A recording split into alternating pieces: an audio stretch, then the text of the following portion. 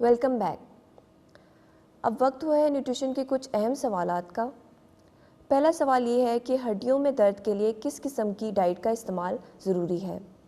हम देखते हैं जो जो बच्चा बड़ा होता है तो दूध का इस्तेमाल हम तर्क करते जाते हैं। अक्सर बच्चे ये कहते हैं कि अब मैं बड़ा हो गया हूँ, मैंने दूध नहीं पीना, क्योंकि कोई भी बड़ा या एडल्ट उसे दूध पीता हुआ नज़र नहीं आता। ज़्यादातर हम घरों में चाय, ड्रिंक्स वगैरह इस्तेमाल करते हैं, इसलिए हमें अपना बिहेवियर चेंज करने की ज़रूरत है। अगर हम बुढ़ापे में जाके दूध का इस्तेमाल करेंगे तो इसका कोई फ़ायदा नहीं है, क्योंकि जैसे बच्चे बढ़ रहे होते हैं, बच्चों में हड्डियाँ बन रही होती हैं, मुख्तलिफ सेल्स बन रहे होते हैं, तब न्यूट्रिशन की सबसे ज़्यादा ज़रूरत होती है। तो इसके लिए हमें दूध का इस्तेमाल बहुत ज़रूरी है।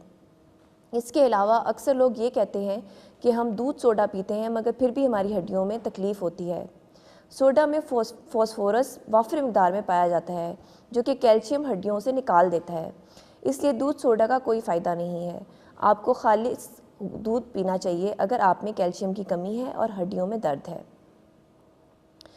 दूसरा सवाल ये है कि मोटापा कम करने के लिए क्या करना चाहिए, और इसका जवाब यही है कि मोटापा कम करने के लिए हमें बैलेंस डाइट का इस्तेमाल करना चाहिए। लेकिन हम ज़्यादातर फ्राइड फूड या फिर फास्ट फूड या फिर जंक फूड इस्तेमाल करते हैं। जंक फूड भी हम ले सकते हैं मगर कभी कभार। ज़्यादातर घर का खाना खाना चाहिए और उसमें फ़ैट कंटेंट कम होना चाहिए। अगर आप तली हुई चीज़ों के बजाय बारबेक्यू या भुनी हुई चीज़ों की तरफ आएँ तो वो आपका वज़न कम कर सकती हैं। इसके अलावा आप ग्रीन टी भी इस्तेमाल कर सकते हैं, जो कि वेट कम करने के लिए बहुत मुफीद है। उसके बाद हमारा सवाल ये है कि अगर बैलेंस डाइट इस्तेमाल करें तो क्या आप प्रॉपर हेल्दी हो सकते हैं? बिल्कुल भी नहीं। बात यह है कि आप कितना खा रहे हैं, कितने आपकी डाइट की इनटेक है और आपका एक्टिविटी लेवल क्या है। इसके लिए आपको एक्सरसाइज करने की भी बहुत ज़रूरत है। अगर आप एक्सरसाइज वगैरह करने के लिए बाहर नहीं जा सकते तो आप अपने घर में भी हल्की फुल्की चहलकदमी कर सकते हैं, जिससे आपका वज़न कम हो सकता है।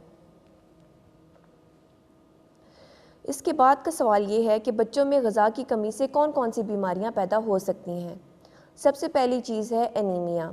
अक्सर बच्चों का देखा गया है कि उनकी पढ़ाई की तरफ तवज्जो नहीं होती, उनसे ज़्यादा भागा दौड़ा नहीं जाता और बच्चे को डांट पड़ रही होती है कि बच्चा नालायक है। हालांकि उसके खून में आयरन की कमी होती है, जिसकी वजह से एनीमिया होता है। आयरन हमें जो है वो ऑर्गन मीट से मिल सकता है, फॉर एग्ज़ाम्पल कलेजी वगैरह। इसके अलावा आयरन तो आपने ले ली, लेकिन इसको खून में शामिल करने के लिए विटामिन सी ग्रुप बहुत ज़रूरी है, जो कि आपको लीमू, किन्नू या कोई किसी भी खट्टी चीज़ से मिल सकता है। इससे आयरन आपके ब्लड में प्रॉपर तरीके से एब्जॉर्ब भी हो सकती है। सेकंड बीमारी है एनोरेक्सिया। एनोरेक्सिया जो है ज़्यादातर लड़कियों में पाया जाता है, जो कि खाना पीना बिल्कुल छोड़ देती हैं, जो कि बिल्कुल गलत बात है। अगर आप अपनी डाइट बैलेंस रखेंगे तो आपका वेट कभी भी ज़्यादा नहीं होगा और बिल्कुल भूखे रहने से भी जो है वो आप ग़िज़ाई किल्लत का शिकार हो सकते हैं। इसके अलावा है आयोडीन डेफिशिएंसी। आयोडीन डेफिशिएंसी, जो बच्चे आयोडीन मिला नमक इस्तेमाल करते हैं वो ज़्यादा तौर पर अच्छी तौर पर पढ़ाई कर सकते हैं और उनकी याददाश्त भी तेज़ होती है। उसके अलावा है प्रोटीन एनर्जी माल न्यूट्रिशन, जो कि सोके की बीमारी है। इसमें मरासमस और ख्वाशिहोर आ जाता है। आज हमने बात की न्यूट्रिशन पे, न्यूट्रिशन थ्रू लाइफ स्पैन पे और न्यूट्रिएंट्स पे। इसके साथ ही हमारे प्रोग्राम का वक्त ख़त्म होता है। अगली बार एक नए टॉपिक के साथ दोबारा हाजिर होंगे। अल्लाह हाफिज़।